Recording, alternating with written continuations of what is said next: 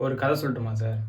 ஒரு யானை வந்து பார்த்தீங்கன்னா, காட்டுல இருந்து தண்ணி குடிச்சிட்டு, அதோட குளியல் போட்டு, அது ஒரு பாலத்த கடந்து போயிட்டுருக்குங்க. முன்னாடி பார்த்தீங்கன்னா, ஒரு பன்னிக்குட்டி வந்து சகதியோட நடந்து வந்துட்டுருக்குங்க. அந்த பன்னிக்குட்டிய பார்த்தோன்ன, யானை என்ன பண்ணுது அப்டின்னா, விலகி போகுதுங்க. அந்த பன்னிக்குட்டி அது பாட்டுக்கு போகுதுங்க. அப்ப அந்த பன்னிக்குட்டி போயிட்டு, அது இன்னொரு அவங்க கூட்டத்தோட பன்னிக்குட்டிட்ட சொல்லுது. "என்னைய பார்த்து அவன் எப்படி பயந்து போறான் அப்டின்னு சொல்லி பார்த்தியா?" அப்டின்னு சொல்லி எல்லாத்துட்டயும் சொல்லுதுங்க.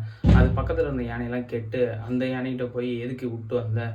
அது பாரு எப்படி பேசுறாங்க?" அப்டின்னு சொல்லி அந்த யானையெல்லாம் போய் கேட்குதுங்க அதுகிட்ட. அந்த யானை என்ன சொல்லுதுன்னா பார்த்தீங்கன்னா, "நான் ஒரு மிதி மிதிச்சிருந்தேன்னா, அந்த பன்னிக்குட்டி வந்து சிதறி போயிருக்கும். ஆனா அது அழுக்கா இருந்துச்சு. நான் தான் அழுக்காயிருப்பேன்." அப்படின்னு சொல்லி அந்த யானை சொல்லுதுங்க.